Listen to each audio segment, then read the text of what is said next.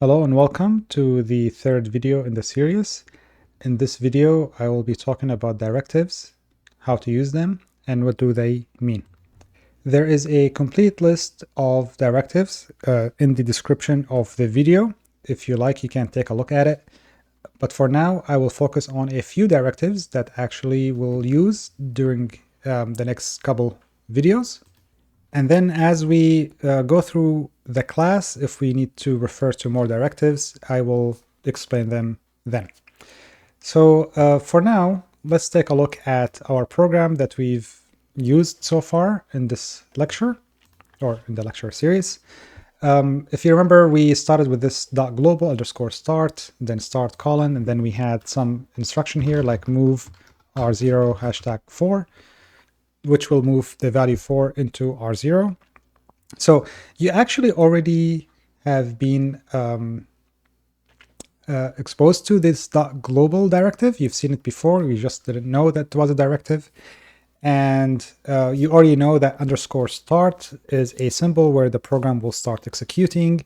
And if I mentioned, I mentioned earlier that the underscore start is kind of analogous to our main function in C or C++. The .global basically will make the symbol visible to other function calls so that start is known. Directives basically, so overall directives basically tell the assembler what to do with what follows the directive. So in this case, the .global is going to tell the assembler, hey, that underscore start is a global symbol. So when you're treating it as a symbol, make sure that it's visible to other instructions in my code. So overall, directives basically tell the assembler what to do with the information that follows them. So here's another one, the .text. And the .text essentially tells the assembler whatever follows must be stored in memory where there's only read permissions. So there's going to be no write permissions for that segment or section of memory. And notice that the environment or the CPU later placed a line above the .text.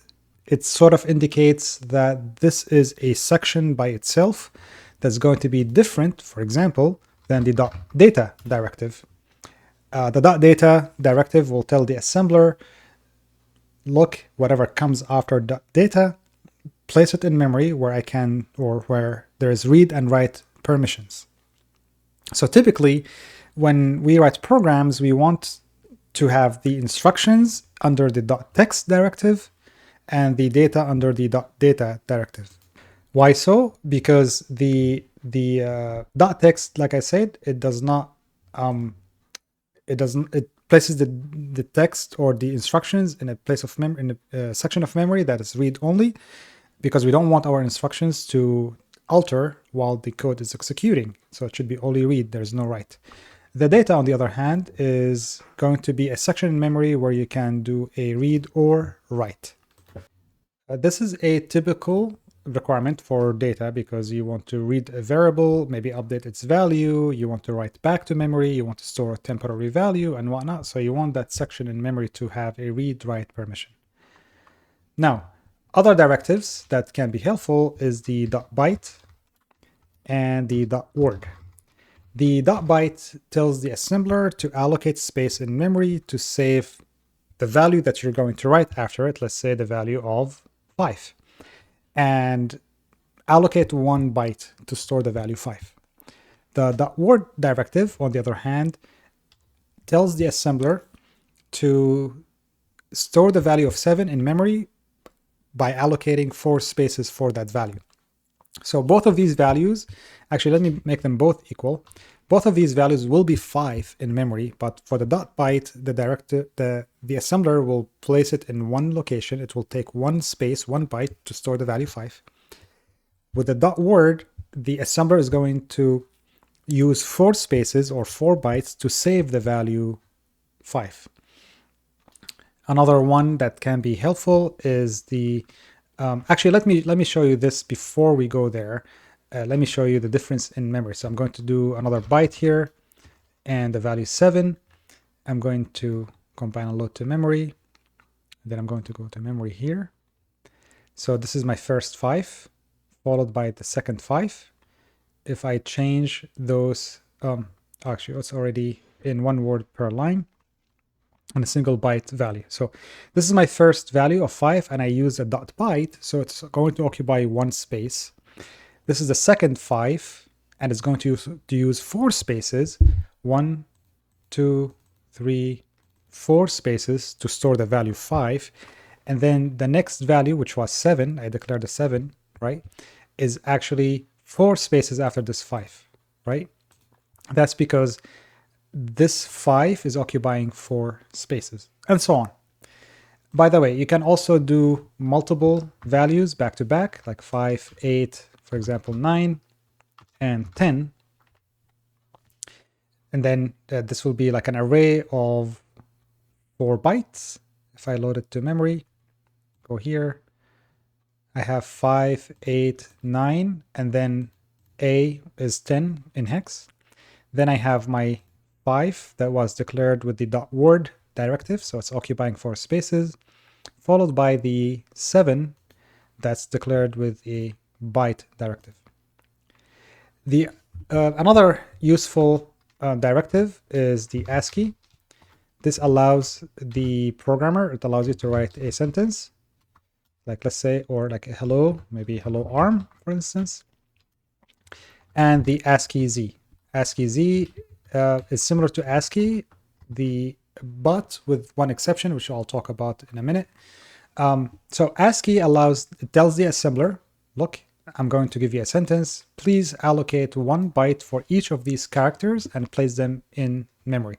So if I go to memory right now, I should be able to see hello ARM, and each of these letters or characters is occupying 1 byte, 1 space, or 1 character size in memory.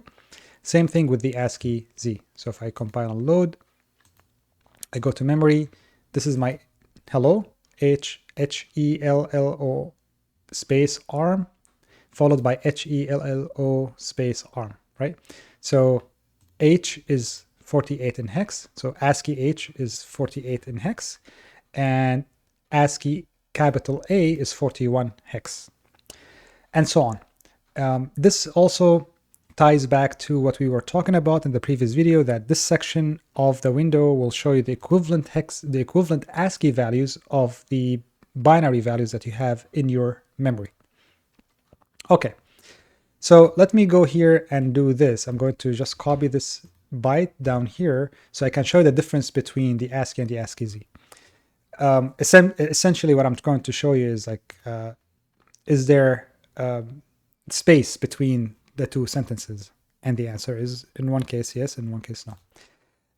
So the ASCII basically will put the string as it is in memory, and that's it. There's nothing after it.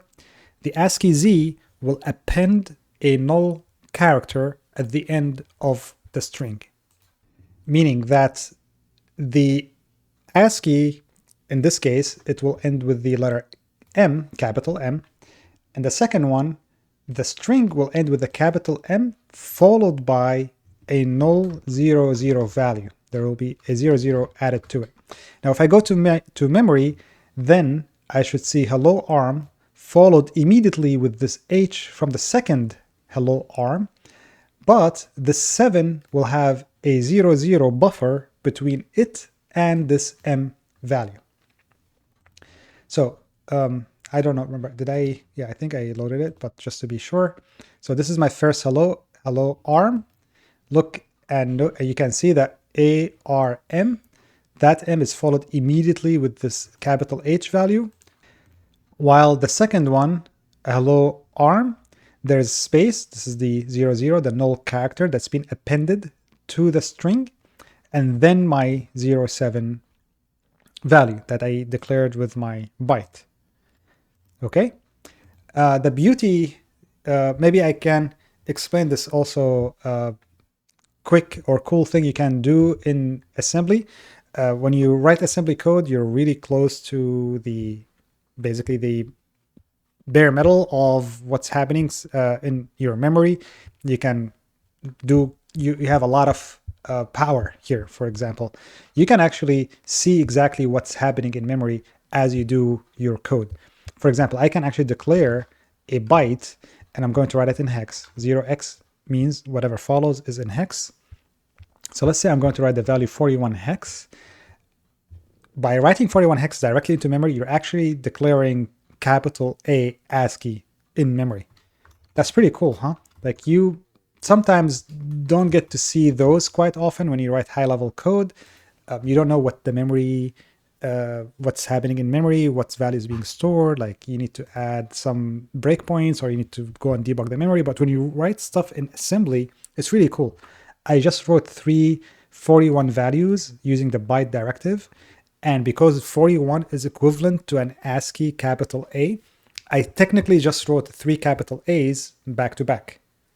You can do the same thing, but instead of using one line for each letter, you can actually stack them back to back like this, like I showed you on the second line in the code above. I can do this, right? So now I should be seeing 4 A's. Here we go, 1, 2, 3, 4 A's.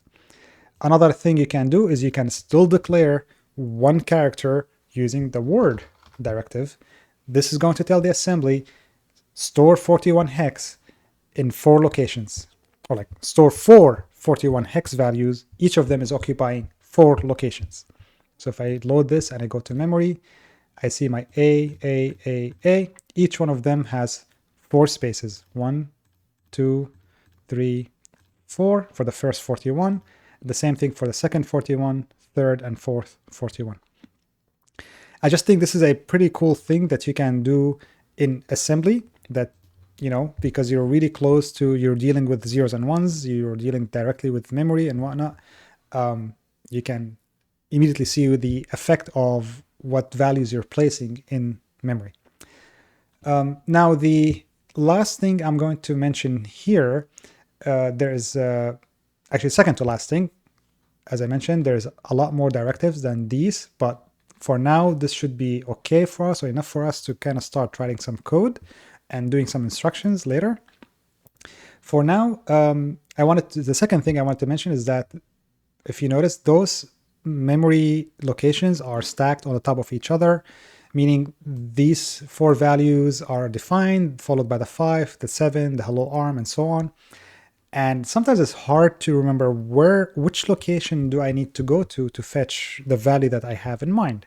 So instead of having to remember all that, you actually can use labels. So here I can use labels, like I can call this var, and that one, just a variable. You can call this x, you can call it whatever you want. X is a word of a value 5, z is a byte of a value 7, and then maybe you have a letter A, that's an ASCII string, and so on. I'm going to remove those from here because we don't need them. And this allows you later on down the road, if you have some code and you want to load some values from that location, you can reference those locations with the label that I just gave them. So I'll show you later how we can do that using some load and store instructions and how to load those values from memory into registers. But for now, what I wanted to show is that to summarize, basically, is we were talking about directives, and directives tell the assembler what to do with the text that comes after. I explained the global directive, the text, data, and then a bunch of other types of data directives. And then basically those things tell the assembler how much space to allocate for these values in memory. Like I mentioned, there is a link to the directive in the description of the video. There is also a complete playlist of the course on the video as well. There is the previous and the next video as well. If you like this content, please follow and watch the other videos. I hope you enjoyed this one, and I'll see you next time.